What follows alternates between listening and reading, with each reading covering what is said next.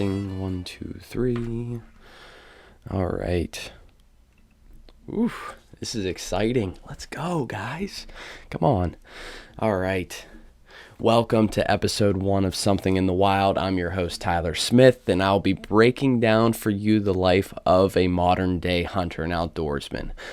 Anything from fly fishing to squirrel hunting. We're going to cover it all right here and discuss the comforts and struggles of the outdoor climate in this day and age. So let's get right into it now. On this episode, I'm going to begin with what you can expect from me through this podcast, and then I'll go into the highlights of January. I had a pretty busy January. We went on a whitetail hunt in Ohio. Application season for Western big game is on the horizon here. Actually, some might argue that it's already here in a couple states like Ohio, Arizona, New Mexico. Oregon is even open right now. And then also, we'll be covering my steelhead fishing plans for this upcoming trip that I'm planning with a couple buddies. I just bought a new Pelican bow case and have a funny story about that, and ends with a little bit of tragedy there. Then we'll also talk about some current events, I guess, in the woods. Right now is prime time scouting season in the whitetail woods.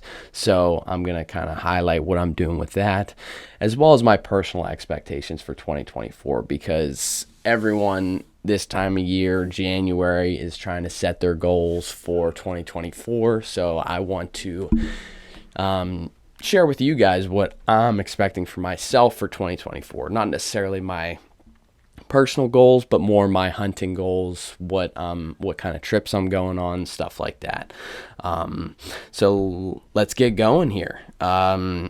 So first and foremost, podcast expectations. I'm sure a lot of you guys are wondering what you can expect from this podcast, what I'm going to be highlighting weekly. So I'll kind of share that with you right now. So my expectations for this podcast. So I'm going to start weekly uploads, and those weekly uploads are going to consist of my weekly experiences in the woods, in the outdoors. So if I go on, for example, my steelhead trip, whenever I come back, I'm going to highlight my steelhead trip, as well as anything else I did throughout that week. I always try and get out in the woods, at least a couple times a week, and just spend time outside and kind of embrace the natural world a little bit.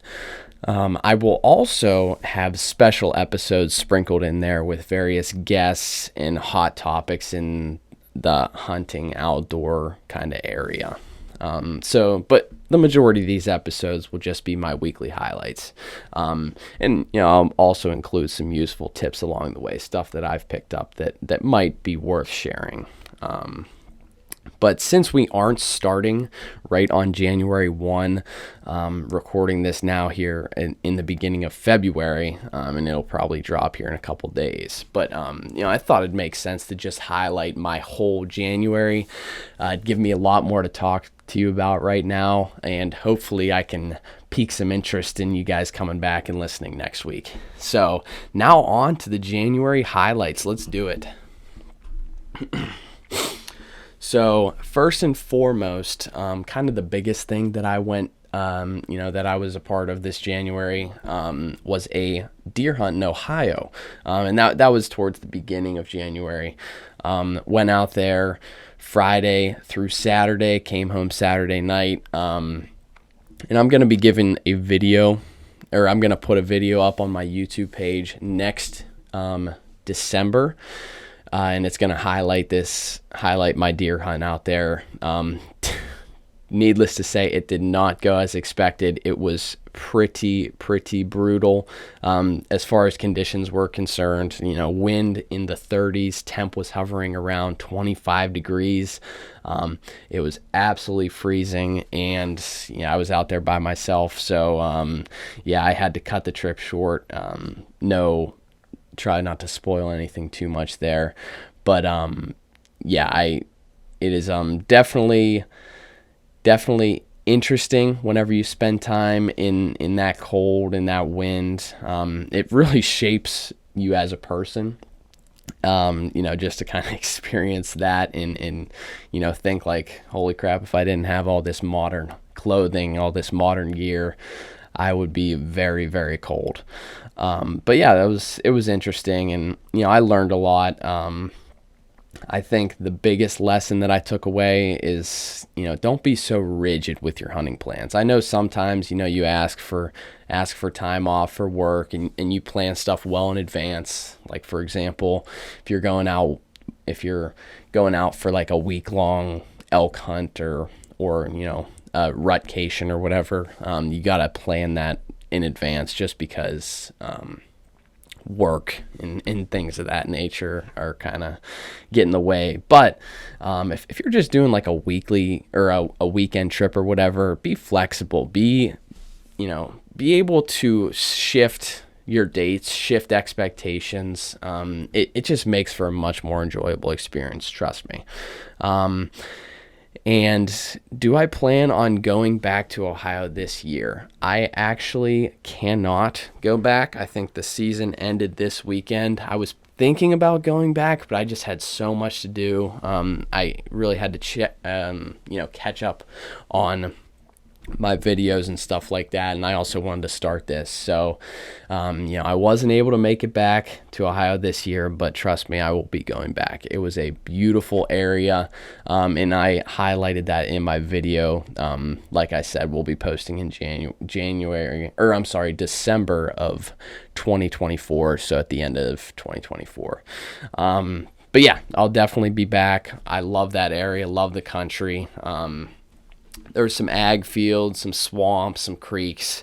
It was really, really good area for whitetail, I'm sure. And yeah, definitely some big boys running around through there. Next, kind of sticking with that hunting, area sphere. I just applied earlier in January, whenever it was still open, applied for Arizona, Oregon, and New Mexico tags. For Oregon, I just was purchasing preference points and stuff, but with Arizona and New Mexico, I always want to put in for Arizona and New Mexico. I mean, they're great states. Arizona, it's not as pressing for me because they do have a preference point system, but New Mexico, and I kind of have a complaint about this, New Mexico, they charge you, and I don't know, how familiar you guys are with the application process. It's pretty complicated state by state, but some states like New Mexico and Wyoming, they will actually charge you the full amount of the tag up front during your application.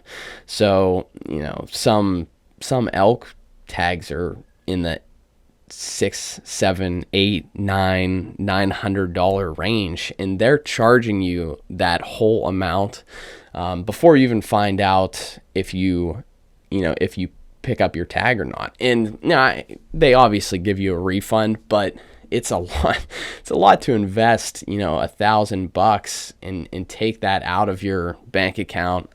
You'll obviously get it back if you don't draw. But if you are looking to apply to multiple species, specifically in Wyoming, they have moose, mountain goat, bighorn sheep. And those tags are $2,500, $2,300. How do they expect someone that wants to pick up a moose tag to be applying every single year? And I think they do have preference points for moose in Wyoming, which is good. But for mountain goat, they don't. For bighorn sheep, I'm pretty sure they don't. So, charging someone, say if they want to, if at some point they want to go mountain goat hunting, they want to go sheep hunting, they could be putting $5,000, basically lending $5,000 to the Wyoming Game and Fish every single year. And, they get that money back if they don't draw. But still, that's a lot of money to set aside and not be able to use in your day-to-day life. It's pretty crazy. But yeah, that's kind of my gripe and complaint I would like there to be a mix. I know that some states, and I know that kind of creates a barrier for entry for some people, which is fine. I mean, you don't want it to be super, super easy where everyone can go out there and do it and, is constantly building preference points. I mean, that's just not good for anyone. It creates that point creep, and it makes it harder and harder and harder every single year, and makes it significantly harder to catch up on those points if you're just starting out. So I understand where they're coming from, but I just wish that there was a different way. Even that might just be paying half, might be paying a quarter. I don't know. I'm no expert there, but that's what I would like to see. So what tags did I apply for so far? So for Arizona, I applied for the elk and mule deer licenses. I do not think my draws were great. Probably in the teens, and I'm not really expecting to draw any of those tags. But it's always good to put in, and if you do draw one, I mean, that's a very sought after state to hunt elk in. So I would drop whatever else I was doing to get out there and go hunt. Then in New Mexico, I just applied for the elk license because I didn't know if I was going to have the right vacation time to dedicate going to New Mexico twice for elk and mule deer. So just elk in New Mexico. Now in Oregon, so I applied / bought preference points for elk, deer, pronghorn, mountain goat, and sheep. So I did the whole shebang there. And I really want to get out to Oregon here soon. Hopefully within the next couple years to chase some wild game. I think that state is super beautiful. I've never been there, seen a bunch of pictures. I think it's awesome and definitely would be a good spot to go. Like I said, I mean, in Oregon's nice that you kind of buy your base license, and then you can you can apply for whatever species you want. You just pay the application fee, and that is it. So not too bad at all. Okay, so I guess kind of shifting topics here. I know we were talking about Western game there a lot. Now I kind of want to talk more about what's going on currently in the woods. So a lot of January was very, very cold for most of the U.S. There was a large cold front, and a lot of people were experiencing those cold conditions. And for some people, it was really, really good. Whenever, especially cold front later in the season, kind of gets the deer up on their feet a little bit more. They're moving more during the day, just trying to feed up, and that's always great to fill those late season kind of B tags, doe tags, if you still have some available. It's always good whenever there's cold conditions in January. The only problem around here though was that it was super windy as well some of those days. So finding the right conditions, finding times where it was cold but not too windy, it was a little bit of a challenge, but it was nice to have those cold conditions in the snow.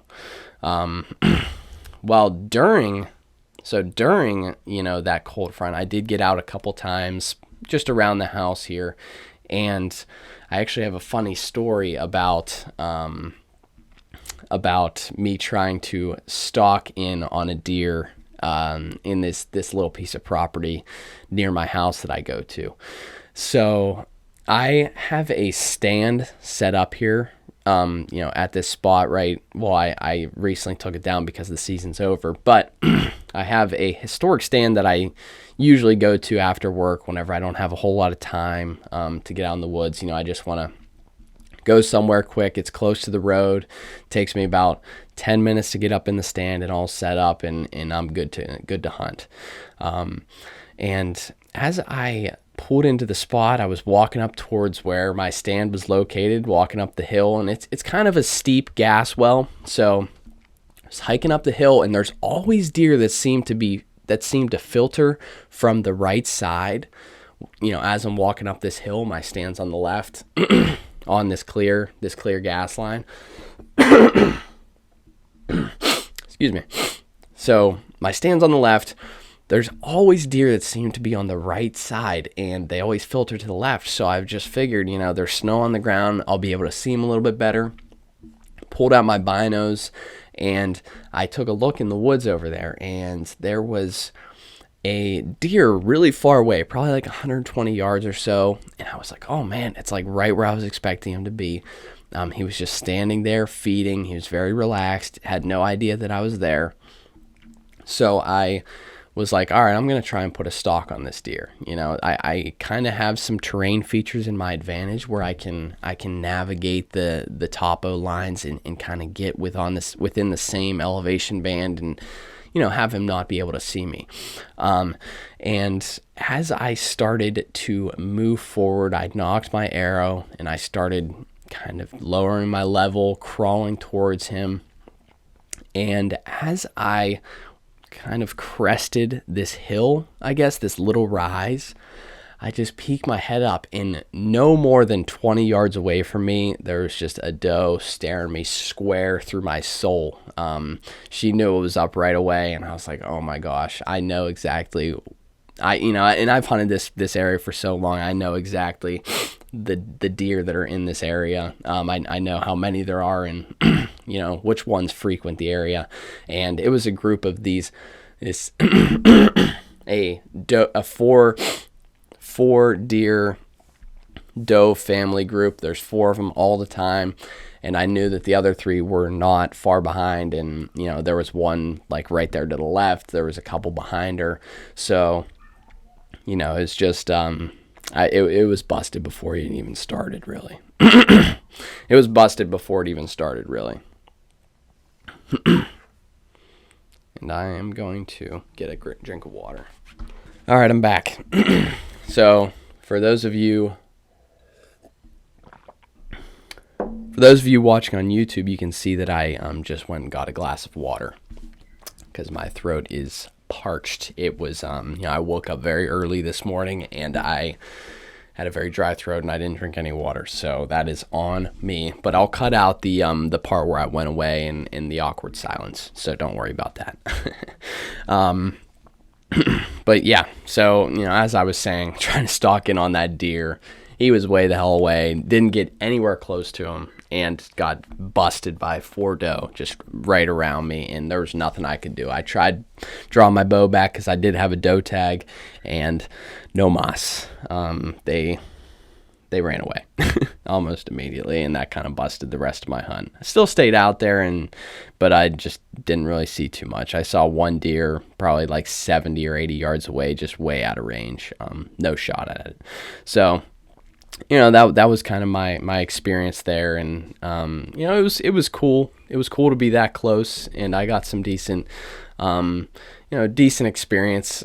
And if I were to do that whole situation differently, I know that deer is going to be walking towards me, so I don't understand why I would try and stalk towards him whenever I knew he was coming towards me. Just stay put and find a good ground hiding spot, and just set up there. Why would I try and push something whenever I know that I'm going to get a shot opportunity if I'm patient. So patience is the key there, and just stay in the game and don't ruin your chances, especially whenever you know exactly where a deer's at. But yeah, so the next thing that I kind of wanted to cover, and this is an interesting topic that I don't know. I mean, a lot of people don't really talk about it too much, not as much as I would like to talk about it, and that is spending quiet time out in the woods.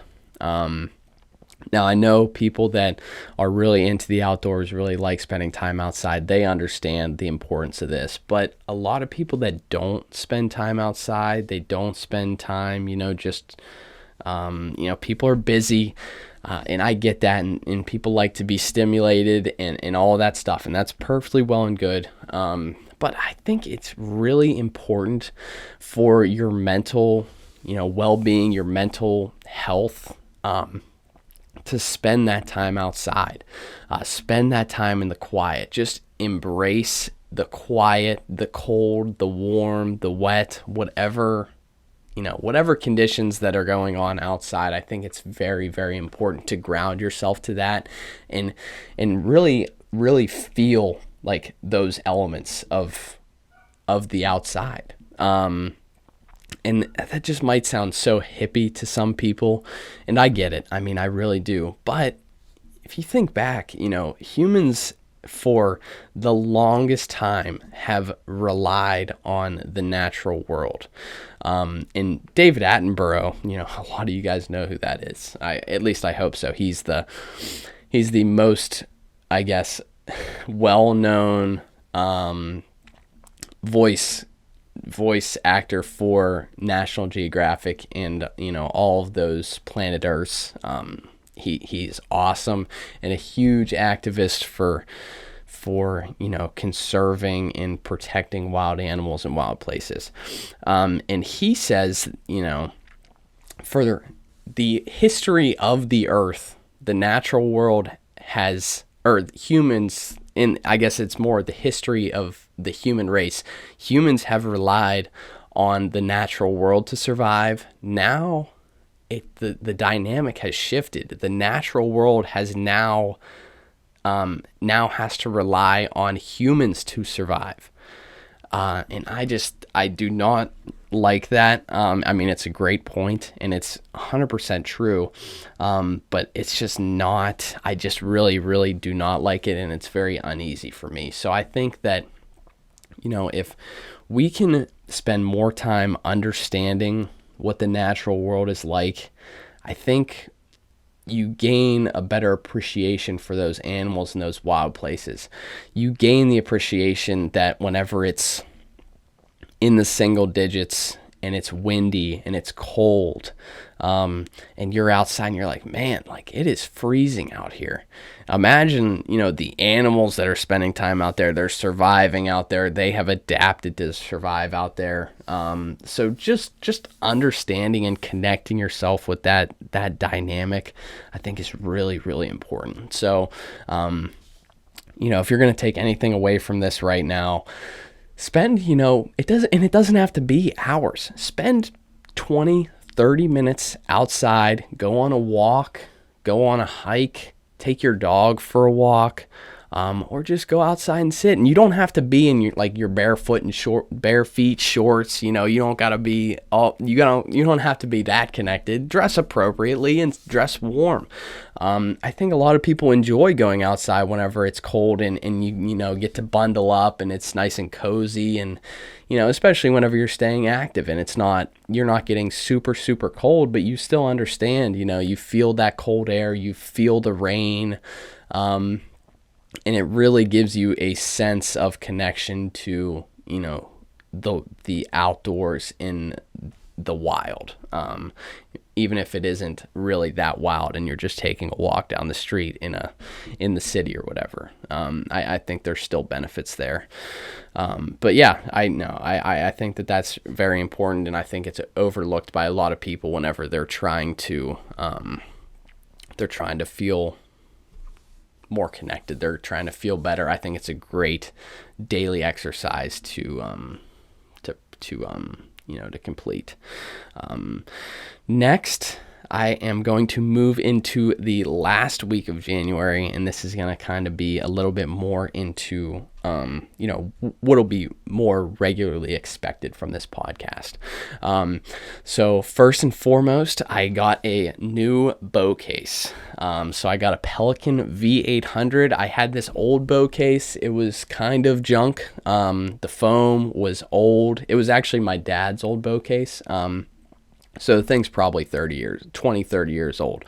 So the foam is all dilapidated, and it just was not protecting my bow very well. So I decided to invest a little bit, and I got a Pelican case. So the V800 is actually a double rifle case. That's its main purpose, and that's what Pelican kind of built it for. I mean, it's huge. It's, you know, what is it, like, I don't think 60, but I think it's about probably like 50 to 60 inches long, 16 inches wide, whatever. Don't quote me on the numbers, but I mean, it's huge, and it fits my rifle great, but it also fits my bow, which is really, really nice. So I was, I kind of had to customize it, cut it out and everything. I was using a little utility knife, cutting out my pieces, and man, it turned out really, really nice. So, as I was cutting everything out, I was cutting out my arrow slots on the top, on the, the top, I guess the lid, if you will. And, I cut out my arrow slots and everything, and I was like, okay, I'm going to, put all my arrows in there and stuff like that. And I actually still had my broadheads on from whenever I went hunting last, because I, went hunting that Friday. This was Saturday whenever I was, trying to figure everything out with the case. And I was just being an absolute idiot. And I took the arrow and I was trying to unscrew the broadhead with my fingers, which I know you should never do, and I will never do ever again. But it was very, very tight. It was really tight on there because it's been on there for a couple days. So I was trying to twist, and popped out of my hand as it loosened. It kind of broke. The threading loosened up, popped out of my hand, right across my knuckle, sliced it open down to the bone, and it was really, really, really gross. It was all the way down to the bone. Probably should have gone to stitches, but I just threw on those little bandage suture things and wrapped my finger up, and it was good to go. It still is healing right now, but it's getting a lot better. I'm sure I'll have a big scar there, but a little scar never hurt nobody, right? So yeah, that was my experience with the V800 Pelican. Right now, after a couple weeks of using it, it is great. And the incident was obviously no fault of the Pelican's case. It was 100% on me. So folks, don't unscrew your broadheads with your bare hands. It's just isn't going to end good for anyone. All right. Now, let's kind of go into the current events here in the woods. I'm not talking about news current events either. I'm talking about what you can do outside right now to prepare yourself for next year. And right now it is time to get serious about scouting and shed hunting. Now, deer are already dropping their sheds. I saw one drop its antlers at the end of December. So they're down there, they're ready to be found. So make sure you're getting out there looking for sheds and scouting for whitetails. I think that this time of year is so important to pick out new spots, finding signs, finding rut locations, because right now there's really no pressure whenever you're out there. There's no pressure to be like, oh, I'm spooking deer away from my spot, all this stuff. No, it's these deer, they got a whole entire year to recover from being pushed away from their bedding area or whatever whenever you're walking through there in the middle of the day. So get out there, get some boots on the ground, and start scouting, because this is the time. All the leaves are dead. There is no there's no foliage on the ground, or I guess green foliage on the ground. It's all clear. You can see the most sign. You can walk through the woods the easiest. The ticks aren't as bad. So get out now, hang some trail cams, and you don't even have to hang trail cams if you don't want to, but get out there, find their bedding areas, find good travel corridors, pinch points, Looking for sheds while you're out there too. I mean, a lot of small game seasons are still in. So if you just absolutely despise spending time just scouting, go out and bring a shotgun. Bring a shotgun, go squirrel hunting or something. Go rabbit hunting, while you're out there doing that. It's fun, man. It's fun and it's enjoyable. And the time that you put in now, it's going to come back and pay you tenfold whenever the deer season comes around and you have a confident plan moving into that. So get out there, scout, and start shed hunting. So I also want to talk about how I use Onyx to do this, or any mapping software. I'm not endorsed by any specific software, so I'm not going to discriminate here. But I use my mapping software kind of, I like to highlight an area that I want to hunt first. So if you have a specific property, a specific area, a specific, game land or national forest or whatever, you need to plan your scouting trip. Because why would you not leverage, that aerial imaging, the maps, to be more efficient with your time? You could just spend the whole day grid searching a specific area trying to find sign, but what's really beneficial and what is the best utilization of time is preparing your scouting trips.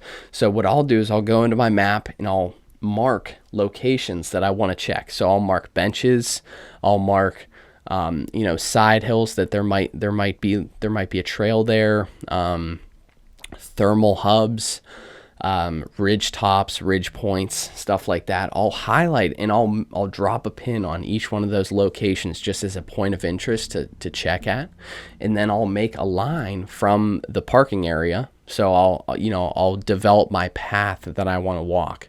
So I'll go from the parking area all the way to my first point, second point, third point, fourth point, and find an efficient route that you can cover all of those points, and make it back to the truck. I mean, it gives you the distance that you're going to be walking, so you don't have any undetermined distance you're going to be walking. It gives you the elevation gain, the elevation loss, and you also it gives you a plan going into that. So it just makes it so much easier to get out there and just feel like you're actually being efficient with your time, and you're not just wasting time. I think a lot of people can attest to this, that time is very, very valuable, especially today's day and age. The world's becoming increasingly more complicated, busier. People are doing more stuff. You might have kids at home. You might have a wife. You might have dogs. You might have other priorities, other, family obligations and stuff like that. So why would you not want to be as efficient as possible whenever you're going out there? Some people only have a couple hours to get out there and go scout every weekend. And I would say that's the majority of people. So make sure you're efficient with your time. Plan out those scouting trips. It makes it so much more enjoyable, and you actually feel confident in going out there and spending quality time out there and not having to think, oh man, I really should be getting back home to do this or that. Makes it much easier to plan. And I'm a very analytical kind of guy. I like to plan things out hour by hour, day by day, stuff like that. But I think anyone, even someone that likes to wing it a little bit, I think anyone can appreciate a good plan going into scouting. So just go do it, man. Just go do your planning, do your research, and then go out there and do it. You might increase your odds of not only finding sign, but also just your efficiency, like I said.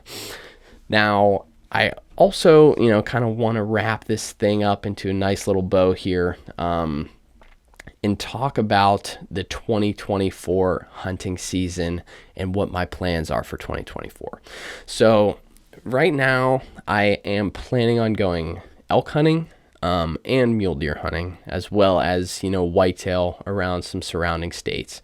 But, my big trips are going to be my elk and mule deer hunts. Those are going to be the most time consuming. I've already dedicated the time, spending my PTO wisely here in making sure that I'm getting out there and hunting, because you only have a limited amount of Septembers to hunt. You only have a limited amount of Octobers, a limited amount of Novembers. So make sure that you're starting to plan now. This is the time, especially with application season, this is the time where you have to understand what you're going to be doing, and make a good plan moving forward. If you want to draw those tags, if you want to be able to dedicate time to this whole hunting thing, you got to make sure you're planning it ahead of time. So start planning, start doing it. And speaking of planning, me and my buddies are going to be going on a little steelhead trip here in February. I'm super excited for that, man. Me and my two very, very good friends from college, we are trying to make this an annual thing here, where we actually did go last year, caught a couple steelhead. It was a blast. And this year we're actually going for an extended period of time. So we're going to Thursday through Sunday. Usually we just go Friday through Sunday, but we're adding that extra day here now. And man, it is going to be fun. I actually might bring you guys a podcast with them. I kind of want to, I want to include them and kind of ask them some questions with where they're at in their outdoor kind of journey. So I'm hoping that they'd be up for a little podcast discussion. And hopefully I can bring that to you guys here soon. And now what I plan to expect, or I guess what you guys can expect in 2024. So like I said in the beginning, I'm going to be talking a lot about my weekly kind of experiences and highlighting stuff that's going on currently in the outdoor world. But I think that another expectation that you guys can have is I will be having some guests here. I will be, diving more in depth into current events, news. I know there's some big stuff going on right now with the corner crossing case, in Wyoming. I think they came to a verdict, but it's still interesting discussion and debate, as well as other current things that are going on. I know a big talking point right now in the outdoor world is the Hunt Quietly campaign. And I'll discuss more about that here soon, but really the main goal that I have for this podcast, for my platform, is to just share my experiences. I'm not telling you what you should or shouldn't do. I might share some things that I've picked up along the way, but it's I'm not telling you that you need to go out there and hunt. I'm not telling you that you need to go out there and fish.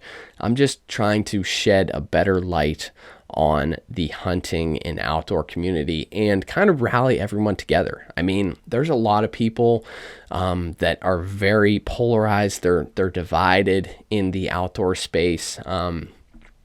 Just as an example, fly fishermen versus traditional fishermen, hikers versus hunters. And the list goes on and on and on. Even though all of these people want the same exact thing, they want wild land, wild public land that they can all access and all utilize, and they want the animal population to be healthy. They want the animals to thrive and survive, and the population to expand and grow. I think those are the two biggest things that people want to talk about and want to, are really advocates for. So we'll cover that. I mean, that's a huge talking point right now of how polarized people are. So I think, if we can kind of shed light on all aspects of being outside, I think it'll be tremendously beneficial for everyone. And I hope that everyone can come into this sort of discussion with, an open mind and an open heart, and understand where people are coming from, and understand that, hey, they might not like exactly what you like, and you might not like exactly what they like, but it's okay, because you guys are all, want the same thing. You have the end goal in mind of conserving and protecting wild places and wild animals. And I'm going to end there because I think that is, you can't get, I think that's the biggest message here. So just make sure that you're understanding and compassionate for people that might not have the same interests as you. But yeah, this is going to be exciting. I'm looking forward to bringing you guys more podcasts, more videos. Subscribe to my YouTube channel if you're interested in that kind of stuff. It's Tyler Patrick Smith. Also my Instagram, Tyler Patrick Smith, TikTok, Tyler Patrick Smith. All social medias. Be more than welcome to, follow along. I'm sharing videos on TikTok and YouTube pretty much daily, whether those are shorts or full length, long form videos. Trying to get stuff out very regularly for you guys. And that includes like cooking and fishing and just little things along the way. Gardening too. We're recently starting a garden. So we're going to be planting stuff here soon. So stay tuned for that. But yeah, I appreciate you guys listening along, and hopefully I can bring you guys a little bit of value here. Feel free to leave a comment or suggestion what you want me to talk about. I'd be more than happy to get to them. And if we get enough people commenting and stuff like that, then I can dedicate whole segments to just discussing people's questions. And I think that would be awesome to do. So thank you guys so much for listening. And please reach out with any suggestions. And I look forward to talking to you guys again next week. Let's do it.